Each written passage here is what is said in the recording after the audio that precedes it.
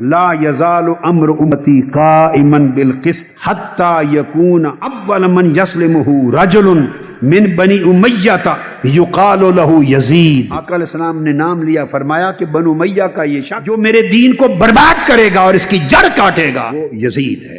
اور دین کی جڑ کاٹنا، دین کو برباد کرنا، یہ اشارہ واقعہ کربلا کی طرف ہے، اس میں کوئی دوسری رائے نہیں بنتی۔ امام بخاری کے شیخ انہوں نے کتاب الفتن میں روایت کیا نعیم بن حماد نے ان محمد ابن علی یقول بلغنی ان رسول اللہ صلی اللہ علیہ وسلم قال لیفتقن رجل من ولد ابی سفیان فی الاسلام فتقن لا یسدہ شیء۔ آقا علیہ السلام نے فرمایا ابو سفیان کے خاندان میں سے ایک شخص آئے گا، وہ اسلام میں ایسا سوراخ کر دے گا، پھاڑ دے گا، اس میں توڑ پھوڑ کر دے گا، اس کو پھر کوئی چیز اس سوراخ کو بند نہیں کر سکے گی، یعنی اس نقصان کی تلافی نہیں کر سکے گی۔